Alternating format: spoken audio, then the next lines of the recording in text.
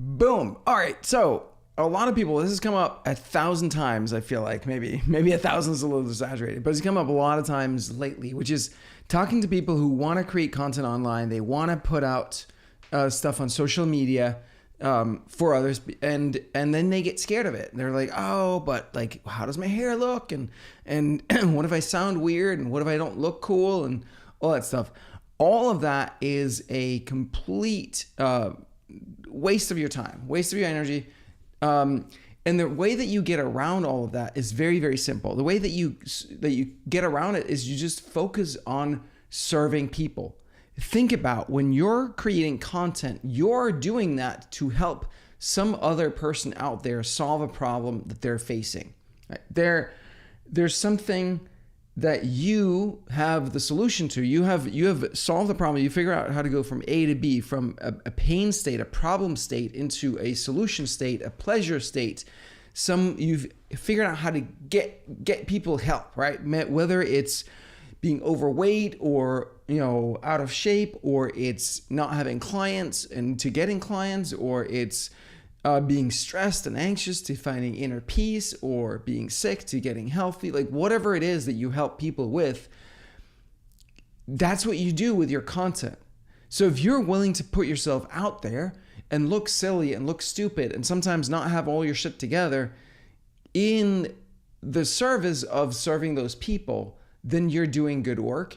And nobody's going to be like, oh my God, this person really helped me completely transform the relationship with my kids. So where now, before it was discord and conflict, now it's joy and harmony and happiness and connection and love. And she looked really silly, so I don't like her, right? Nobody's going to think that. Nobody is going to think that. So if you make everything about them instead of you, then you will win. You will help people get better. And if you help people get better, they're going to appreciate you for that. And honestly, even if they never buy from you, you've done good work. Even if they never buy from you, you have done good work. And there will be people who will buy from you if you help them, right? And people are also afraid of putting out too much stuff, because then what am I going to sell? But that's not how human psychology works. It's funny, like once people buy your programs, they stop looking at your marketing. So you can literally put out every single thing that you teach in your programs in your free content, and it's going to be fine. People are still going to want to buy. And the reason people are going to want to buy is for several reasons. One is just reciprocity. Like you did something for them, they want to do something for you. It's human nature. We like to reciprocate. Another is proximity. Right? So they just want to be closer to you. They want to be around you because you've helped them, because they feel like they know you and they trust you. They built a relationship with you. And so they want to be closer to you. Another one is speed of implementation. So by working closer with you, they could find all this stuff for free on social media if they were willing to dig through all your stuff. But by signing up with you and with your program, they get kind of to hitch themselves to more of a freight train, and then they can go there faster with your help. And so plenty of reasons that people will still pay you for your services, even if you give everything away online for free on social media. So do that and just get in the game. Just put it out there. The way it works is that the long form is for relationship building, and the short form is for attention getting. And so, you put out the short form videos, basically TikToks, YouTube Shorts, Instagram Reels these days. That's where you get most of the attention. The short clips, it can also be tweets can go viral, or short Facebook posts get organic distribution. So that's where you get new people into the fold. So you want to focus a lot on that, mostly on the short form videos, to get people into your universe. And then once they figure out, oh my God, this person has something interesting to say, then they're going to watch your long form content. But the way that you create the short form is that you create the long form, and then you pull out short form clips from that. You can also create short form directly, but that's the method that's working. And it's pretty simple, but it obviously takes a fair bit of work. I have another training where I break it down, but basically what you can do is you can do 1 hour of like long form content. Maybe there's like 5-6 different topics during that hour, and then you can chop that up into bits. And so the whole thing goes on your podcast. Each of the 5 different topics goes on a separate episode on your podcast. Same thing goes on video on YouTube, both the long one, the full one, and the shorter ones. And then you take that full hour and you throw it into something like Opus Pro or Descript or Content Fries I've heard of. And then you create short form clips from that. That's essentially what we're doing here. We're kind of bootstrapping it because I don't really have the full team behind me at this point. So what I'm doing is just I'm going live right now, because then at least it's out there, even if the team isn't fully up to speed on catching up and getting everything. Because there's no point in having content that's just sitting on your hard drive, right? There's no point in just creating stuff that's just sitting there. So we want to get it out there. But yeah, it's just like always think about the person that you're trying to help, that you're looking to help. And usually that'll be you like 3, 5, 10, 15 years ago, right? That's your avatar, you before you went on this journey. And so you really know this person very well, so you can speak to their pains, their fears, their insecurities. Like for me, posting content, I just felt very wrong. Like I don't have my shit together. I feel wrong. Therefore, I must be wrong. Therefore, who am I to tell anybody anything? And that's not a good mindset. You are not wrong. And just because you feel wrong or you think you're wrong doesn't mean you are wrong. That's just a faulty thought. It's the thought that's wrong. It's not you that's wrong, right? And it's fascinating because I was doing a training on upper limits on Sunday, and so many people everybody has upper limits.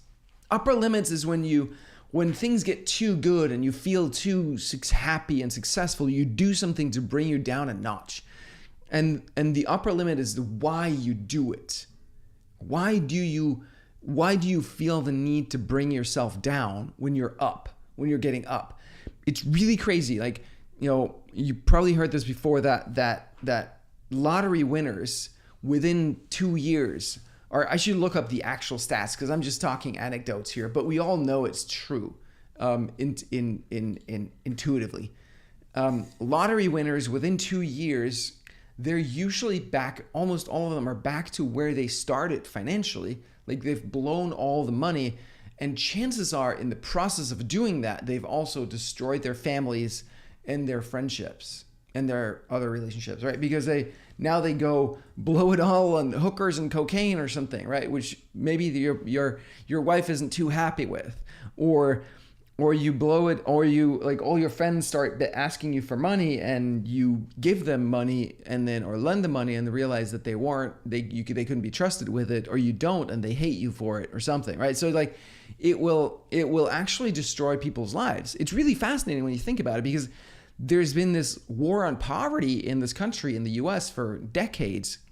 And it turns out that you can't, like, the war on poverty has cost trillions of dollars, but has done zero to combat poverty, because you cannot combat poverty that way, because poverty is entirely between your ears. It's a mindset. It's a belief system. If there's any person anywhere in a similar circumstance to you that successfully got rich, that successfully got out of poverty, then it means that there is a path out for you as well. And it's just a matter of figuring out what it is. And that comes back to actions, and comes back to beliefs. So it's all about your belief system and how you're wired that makes you rich or poor, period. And so we cannot combat poverty with money. We can only combat poverty with mindset.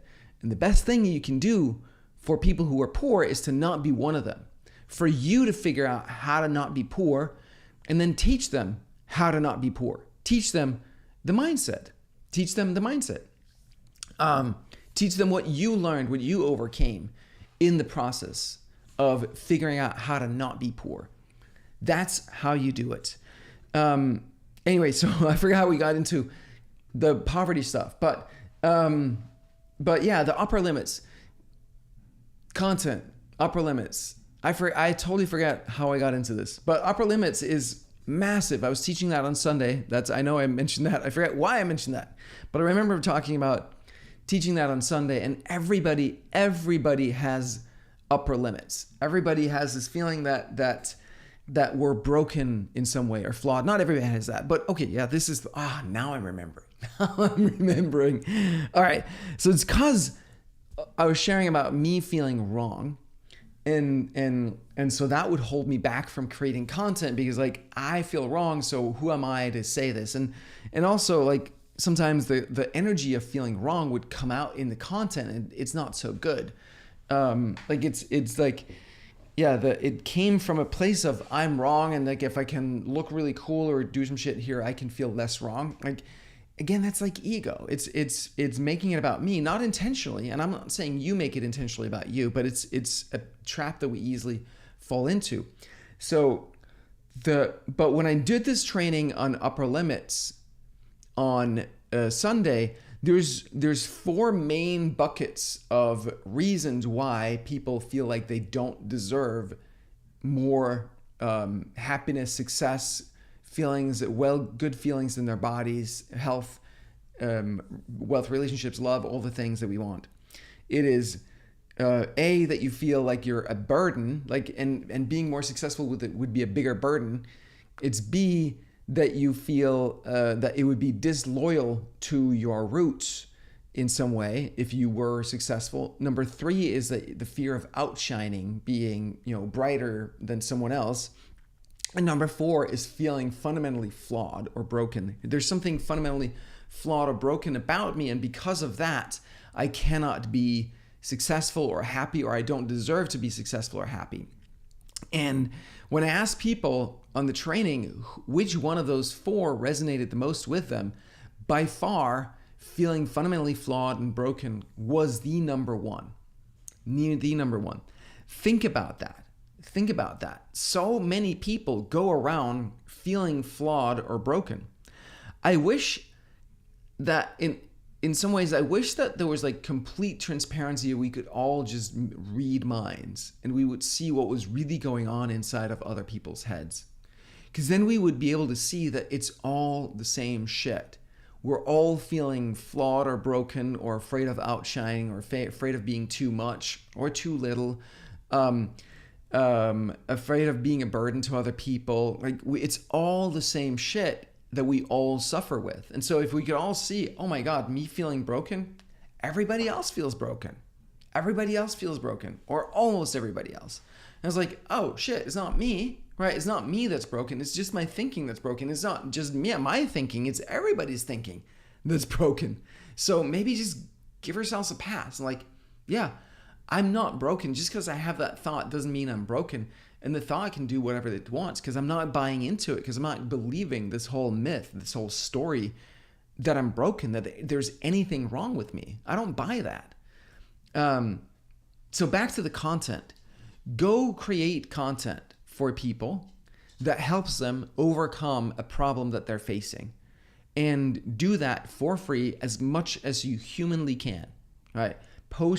You cannot post too much. That's another fear that people have, is like, oh, but I don't want to be just posting all the time and it's too much. And like, that's the burden, right? You being more successful, you serving more, like you become a burden on people. You posting stuff is a burden for people.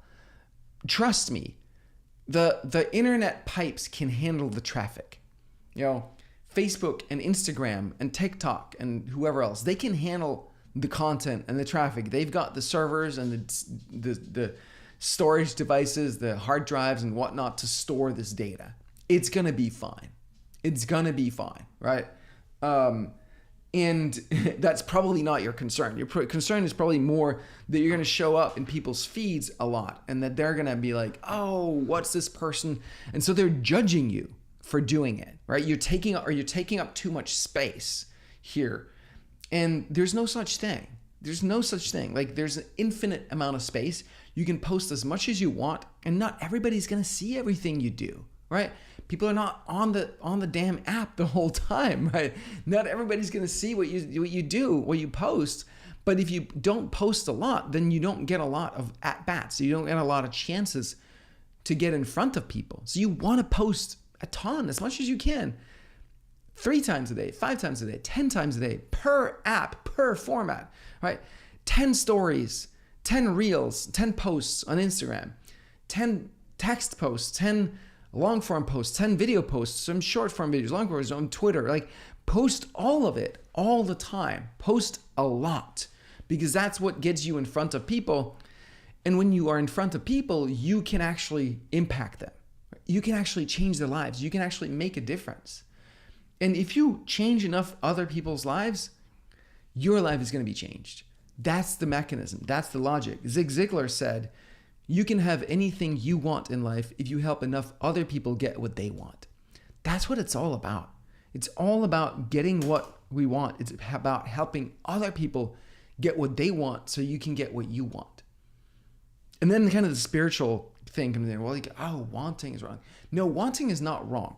A lot of times we want things for ego reasons, and we're like, oh, I want this because then I'll feel like I'm successful and rich or good enough or whatever. And like, yes, that's how the shit works. We're wired this way. And, you know, maybe like, and then we evolve and realize, oh, this supercar that I was dreaming of, like, you know, it didn't do that much for me after all. Like, I had this Roadster. I'm going to grab some water.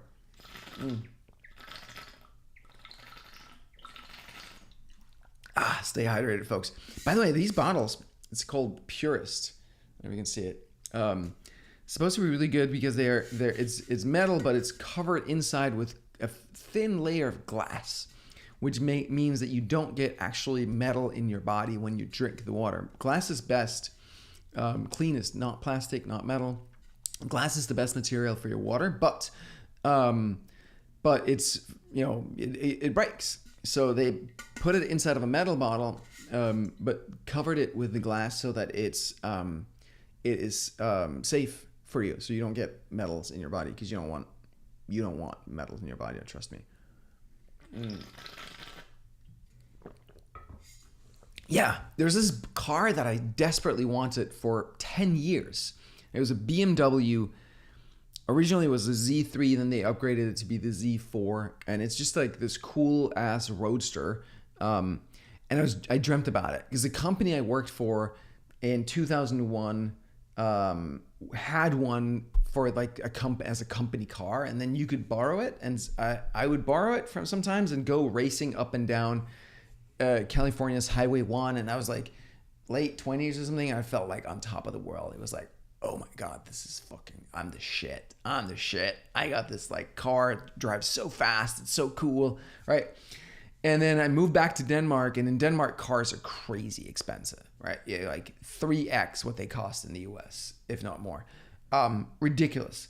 And so a car like that was just way out of my league. And so I dreamt of that car. And then finally in 2011, I think it was, I moved back to the US and, or try to, because I didn't get the visa at that time. And I buy one of these cars, used, and it's the Z4. It's space gray. It's gorgeous. It's so fast. It's so zippy. Like, you hit the gas and it just like goes. And it makes this cool sound, and everybody's like looking at me like, oh my God, that's a cool car. Like, so many people would point it out and look at it and point it. And like, I remember coming back from a restaurant and looking around the parking lot, and I was like, there's not a single car in this lot that I'd rather own than mine. I'm like, I saw it. I was like, oh my God, ooh, my heart exploded. And then literally 2 weeks later, I came out of my hotel room and down to the parking lot, and I look for the car and I see it, and I was like, oh, where's the heart palpitations? Where are those feelings? Like, huh? All right, I'm gonna try to go back up to my room and then back down to the parking lot to see my car. And like, nope, nothing, nope. And I got there, and it was just a damn car. It was just a car. It was a great car. It's a nice car, beautiful car, but it was just a car. It didn't do anything for me emotionally. It was a huge moment for me of realizing that those things that we dream of and that we think, oh, once I have this, I'll feel fucking amazing. They're all decoys. But you know what? Who gives a fuck? Like we still want those things when we want them. And then we get them, and then we learn they didn't do much. And then if we're aware enough, we realize, oh shit, what is it that I really want? Right? And what we really want is we want to feel whole and complete. And for me, I had disowned a part of me that felt powerful and rich. I remember doing this shadow exercise, which was like, you say something and then you see if it has a reaction. You would sit in a group with 3 other people, and then you would say like, I think this was purely positive. Like it could be positive or negative. You can be like, I'm a liar. And then you felt shame. And then the people around me, you were like, yeah, so what? Like, and you say it again, I'm a liar. And then they're like, yeah, okay. So, and you realize that there's like, you keep saying it until there's no reaction, and having those other people around you just like being like, sure. Like not having a reaction teaches you like, I don't have to feel like terrible about being a liar, like having ever lied. Like, it's like, fine. Like like I'm human, right? Like we all do. And the same thing, I was sitting there with that group and I was like, I'm rich. I am rich. And I felt so ashamed of saying that. I am rich. Not the name Richard or something, right? Like, no, I'm rich. I'm wealthy.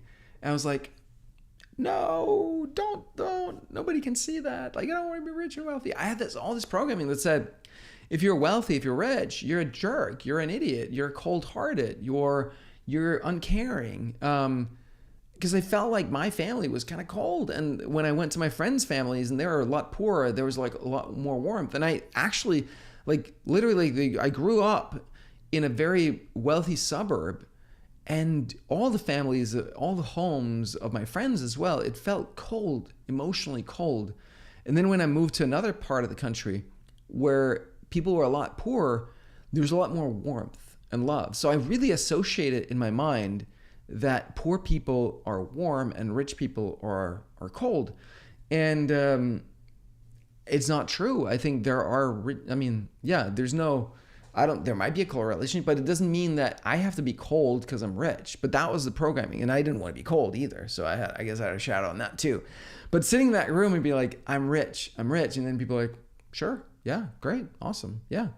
No reaction, right? Like, oh, right, I can be that. And so I had disowned that part of myself of being rich. And so having the car and feeling like I wasn't good enough at the same time, like I don't want to be rich. And also because I'm not rich, I'm not worthy. Like quite a bind, right? Like we make these like crazy binds for ourselves in our minds, like these like weird ass prisons. And so by realizing that I can, by buying the car, I felt like, okay, now I have proof that I'm wealthy, and that means I'm good enough and I'm awesome and I'm cool, right? Like, and at the same time, I was like, I remember going to Swami Cafe in Encinitas and being like, I hope they don't see me drive up in this car because then they might think I'm rich. And I don't want them to think that because then they wouldn't like me because they're not or something, right? Like it's crazy, man. So yeah, upper limits, projections, all the things.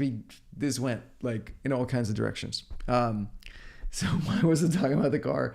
It really becomes about being our whole selves, right? Just being our whole selves, whether it's rich or poor, or whatever you are, just be you.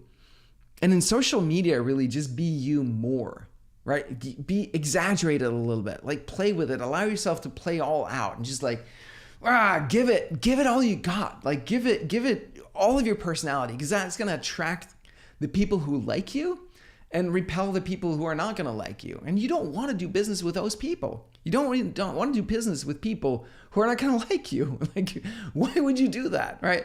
That's a total poverty mindset. That's like, oh, I need everybody to like me so that they will give me money because like money is scarce. No, money's not scarce. Money's constantly flowing around the internet. It's because people want all kinds of shit, whether it's good for them or not. They want it and they're willing to pay money for it. So let them have it. It's not your job to judge whether it's right or wrong or good or bad. If they want it, help them get it. If you want to. You don't have to do it if you don't want to. But you don't have to be the moral arbiter of other people's lives. Because They like, I've wanted a bunch of things in my life that I later found out like that wasn't what I wanted anymore. And that's fine. Like we live and we grow and we find that out. And I really believe that desire is divine. Like the desire is God given. The desire for something, the desire to create, the desire to procreate, right? To have sex and make babies, the desire for like wealth and success and, you know, health and a beautiful body and all those things are divine. They're divine desires. So help other people fulfill them and don't be the judge of them. And just like, if that's what you want and that's what you desire, then I'll help you get there. And then maybe once you get there, you realize, oh, there's something else, or there's a deeper desire. Like the desire you really have is not for the car, but for the wholeness of feeling that you're good enough, you're worthy. And then like once I help you get the car, maybe you're like, oh shit. And then you're like, yeah, I know. And I told you up front in my free content that this is probably how you're gonna feel. But I'm happy to help you get the car. There's nothing wrong with that. And then now we can have a conversation about what is it that you really want. You want to feel whole and complete. You want to own all the parts of you. You want to own all of who you are. That's what you want. Great. Let's talk about that. Let's see how we can help you with that. Right? And it's not good or bad or better or worse or right or wrong. Just find out how you feel called to serve people, how you feel called to help people overcome their problems and frustrations. Which for problem, who, what person, who, right? Who are you going to help? I love that it does that. Who are you going to help? Let me see if I can hear reactions. Can I do, oh, look what I can do here. Oh, shoot. Balloons, I can actually click the things. Oh, shit. I didn't know that. I hadn't looked at that. Okay, confetti, all the things. What? Oh, shit. What's that? It's wild. And what's this guy? Oh, fireworks. Nice. Okay. Look at my hair. I need a haircut. Yeah.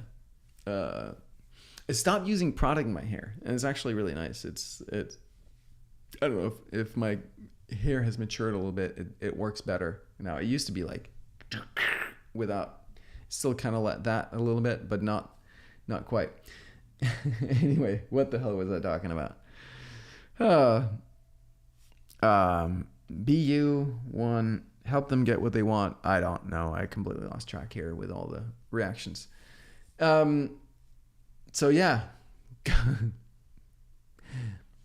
go help thing. Oh yeah. Figure out who you want to serve, There we go again. Who you want to serve, figure out what problem you want to help them overcome, what pain they have that you can help them with, and similarly, what outcome you can help them get. And then what is the way that you're going to help them do that? Those are the core, the who, the what, and the how. Those are the core of any business, any piece of content brand. Like what is that for you? You get to choose that. You get to decide what that is. And I'm doing an intensive this week. I might do one next week as well. And that's kind of the core of what we do is like, who is the person? Like what's the problem and how are you going to solve it? And why? Why do you care? Why does this matter? It's funny because that's actually something that people found harder than I thought they were going to find, right? They of like who, why do you do this? Why do you give a damn? Why do you even care? Why do you give a fuck?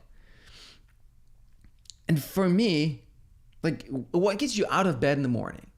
What's the evil in the world that you want to combat, that you want to fight? For me, it's all about entrepreneurship as the ultimate good in the world when done well, right? I think lots of entrepreneurship turns into evil. Lots of entrepreneurship eventually turns into evil. Like famous case in point, right? Google had as part of his mission statement, do no evil, or do not do evil, do no evil, something like that, right? And they had like the great fucking ethos, and then they got caught up in wokeism and ESG and like just corporate public company BS and all that shit. and they kind of lost that. And it's interesting how you saw, like they got Eric Schmidt to run it, and then like it was like Larry and especially Sergey at one point like completely checked out of the company. And I think it's because like he felt like it got taken over by forces that weren't, I'm just speculating here completely, but he felt like it got taken over by forces that weren't what his values were about, right? That weren't what he wanted for the company. And you see that a lot with people. I saw a thread on Twitter lately about how like that all the top 10 female artists were basically like trapped by what they had to do to sell out to get to where they are. And so it's not that kind of entrepreneurship, right? It's not the big business like corporate Hollywood, Pfizer, all that crap, right? It's about small entrepreneurship, like you and I, small businesses. We exist to solve problems for other people. Otherwise, we don't get to exist. Those other people can exist even though they don't really solve problems. Like they have to solve some problem at some level, but they can survive by lobbying and changing regulations and rules and laws and all kinds of shit, right? So that they can make money anyway. So a lot of them are parasites on humanity, right? Like the medical industrial complex is completely parasitic, right? They're like the whole like scandemic and vax and all that shit, right? They're using the government to force people to buy their product, which is harmful to people. It's like, yeah, maybe that's not the force for good that I'm talking about, right? That's not the force for good that I'm talking about. I'm talking about you and I, regular people, and how we're here to serve other people.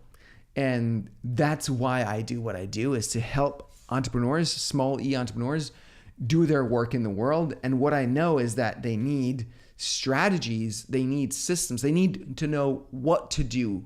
They need to know how to do it, it's tactics. They need the systems, the software, the technology, etc., to do it. But more importantly, they need to know how to use all of that. And then the most important piece is behind the ears.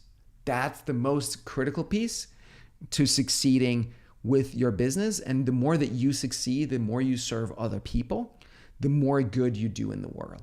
That's my why. That's why I do this. And that's because that way, my aim is to unleash the life force, the creative life force inside every human being on the planet. Right now, most of us are trapped, right? We're trapped. We're living in a trance, and we're just kind of going through it, and we're stressed, and we don't feel like we're in charge of our lives. We don't feel like we're in charge of our minds. We live in a trance, like scrolling on the internet, on the phone, right? And like smoking weed, being drugged up, being on like Ritalin, and being on like literally being on pharmaceutical. 65%, 66%, like 2/3 of Americans, I think was the number, are on some form of prescription drugs. It's insane. It's insane.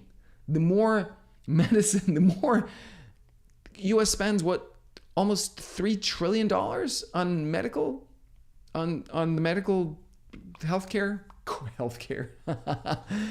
healthcare every year. And Americans are getting sicker and sicker and taking more and more drugs and getting sicker and sicker. It's like, I think something's wrong here.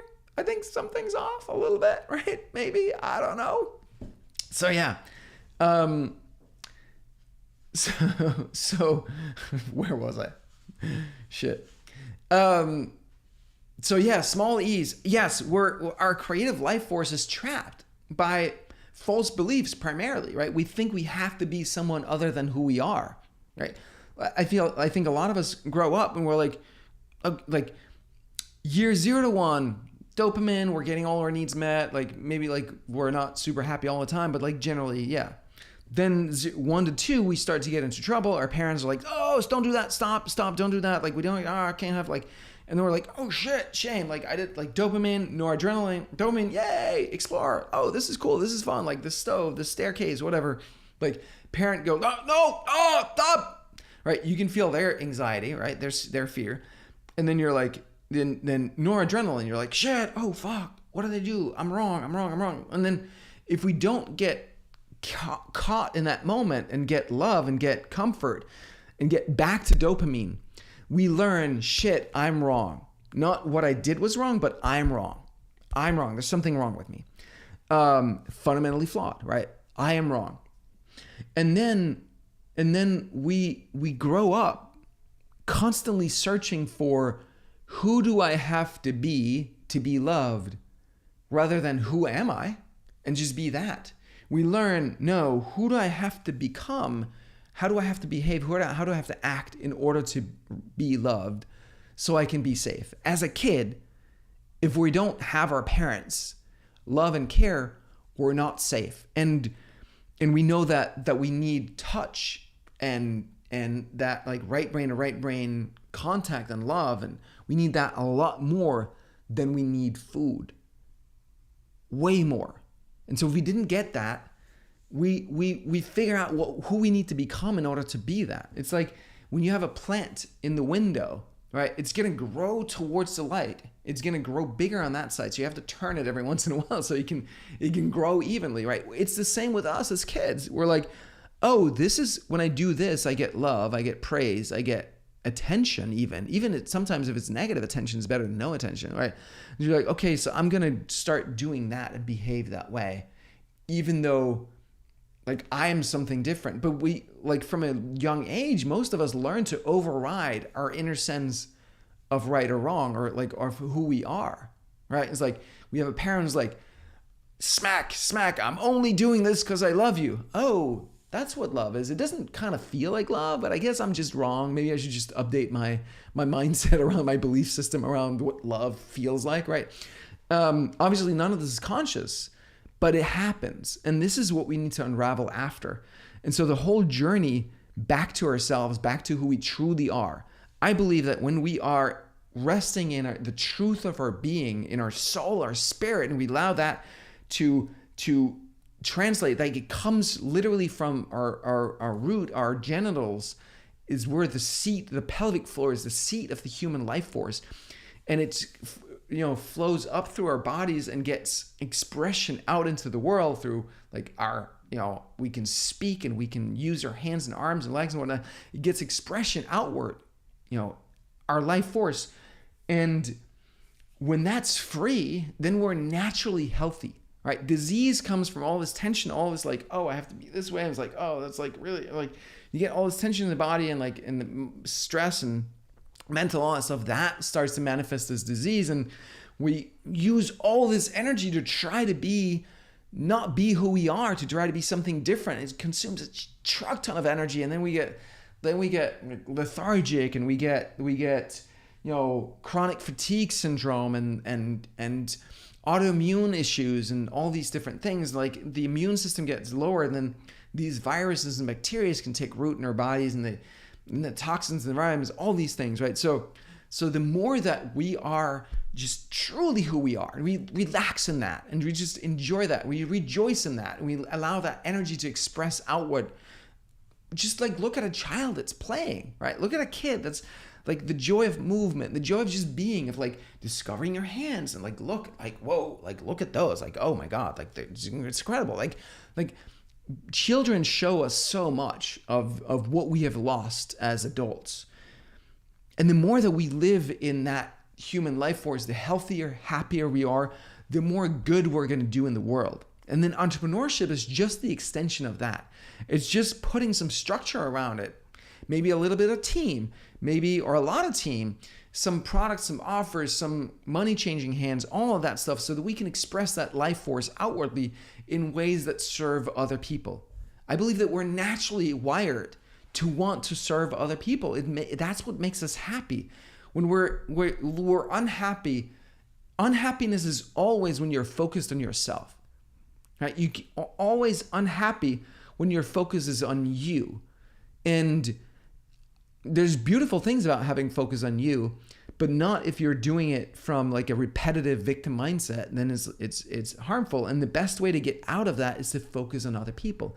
How can I serve someone else? How can I serve other people today? If I only serve just one person who hears one snippet of something that I said, and they're like, damn, you're right. Oh shit, I can see I can see how I'm trapping myself here and I could free myself, then I will have done God's work today. And this day was worth living for me because I reached one person. If you can make that your goal every day, just reach one person, touch their hearts, touch their soul, all right?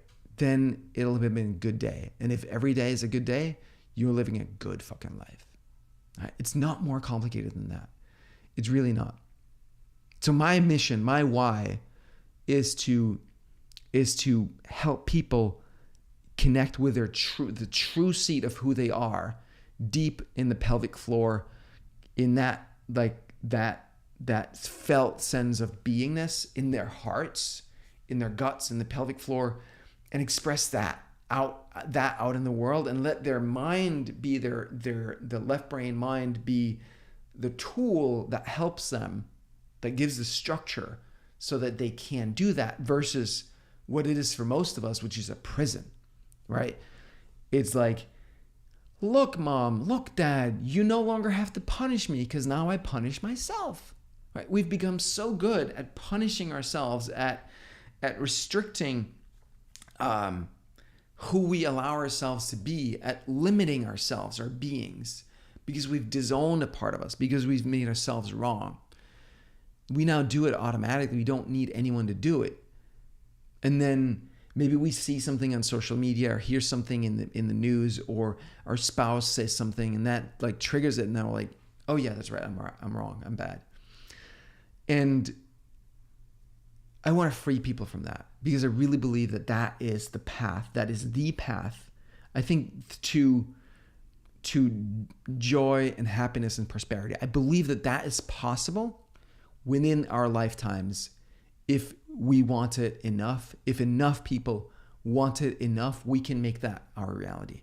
There's literally nothing in the external world that prevents the golden age from being here. I'm reading this book, The Law of Success, by Napoleon Hill, and it's amazing. I'm going to do like a book club around it because it's phenomenal. We're like a free thing. We're going to read a chapter each week, or a lesson each week, and then we're going to meet every week and talk about it, and just keep doing that week after week. I think it'll be a super fun thing and insightful because it's a brilliant book. But one of the things he talks about is how, like, he's like, now with the advance in sciences, and we can fly, and we know how the mind works, and auto-suggestion, and the mastermind, and the definite chief aim, and all these things, like now, and the golden rule, now, like the golden age is here, right? We can overcome all of the challenges that we've had in the past now because we have the science of achievement, the science of success. And turns out, not so much. Like 100 years later, we're like, nope, not really. Even though we have the internet, which makes this stuff available for free to fucking everybody. Not literally for free, because you have to have a phone and an internet connection. Well, you can go to the fucking library. It's free, right? The library was there all the time, so it was always free, right? Or not all the time, but you know what I'm saying. For a long time, right? The Law of Success book is at the library. It's been at the library for 100 years probably, or at least since it was published. But now it's available on your phone. Like everywhere, all the time, right? And everybody has a fucking phone. So it's free to them because they already have the device. And yet they're still not consuming it. They're still not taking it in and internalizing it and applying it to their lives. So what the fuck happened? What the fuck went wrong? And it's entirely belief systems that are transferred from parent to child, from adult in the schools to the child, from the media to child, from movies to the child, from the entire cultural ecosystem of beliefs. It's installed in the child's mind. And the first 7-8 years of a child's life, their brain is like a sponge, just like absorbs it all and stores it really deep. They don't have a conscious mind to reflect on it, to think about it, to think whether it's true or not, and discern. they just takes it all in and installs it, right? And then it's really hard to unlodge after the fact. It's doable, but it's a lot of work. And so that's what we need to do. That's what we need to do. And it happens one person at a time. Dislodging the false beliefs in their minds, and then helping others dislodge the false beliefs in their minds. And then very importantly, helping kids, raising kids and dislodging that never get those beliefs installed in the first place. And that's the hard part, because at the age that most of us have kids, we're not mature enough to know what the fuck we're doing. We're not mature enough to not install a bunch of shitty beliefs in our kids. It's unfortunate, but we're not. And so we need to, I did something here. How do I get back? There we go. I was trying to make this window a little bit bigger. And so that's why I'm passionate. I would love to have a couple more kids. I'm almost 50, but I don't think it's too late. And I mean, Tony Robbins just had a baby a couple of years ago at 60 something. And I think it would be doing really good work. I would love to raise kids from the consciousness that I have now and the awareness that I have now. And I think it's an important thing to do for society. And so it's like, as you mature, as you get older, like you can only do so much with the kids that you where you weren't that aware. You can definitely help them. And I think it's very, very important. I think there's a connection. There's an energetic connection between parent and child. So when you break some of these ancestral patterns, I do think that it instantly affects your children as well, like your lineage up and down, that you making shifts makes shifts for them as well, which is amazing. But even better if we can start putting some kids into this world who don't have some of this baggage to begin with. And then we're going to have to watch out for what media they consume, right? Like TikTok is like a fucking mind virus. It goes straight into the brains of these kids. And obviously now I'm not talking 7-year-olds, but more like teenagers, right? Still goes straight into their brains and makes them mentally ill. It's crazy. Like the whole, like TikTok is not a privacy concern. TikTok is a mind virus concern. It's like a straight IV straight into the brains of people. All right. It's very powerful. It's extremely powerful. I mean, you just see how the media lies and how many people are brainwashed by what the media says. Like that's just from reading the damn newspaper and watching television. Just then imagine you're on that screen the whole time, and what that does, it's insane. And and those clips are so engaging because they have to be to get views, right? So yeah, no, that's crazy. So yeah. Anyway, so my whole why is to free human creative life force so people can live long, happy, prosperous lives. That's my game. All right, you guys, I think this has been long enough. Appreciate you for being here as part of this journey on this path. And I will see you some other time in some other place. Much love. All right, bye.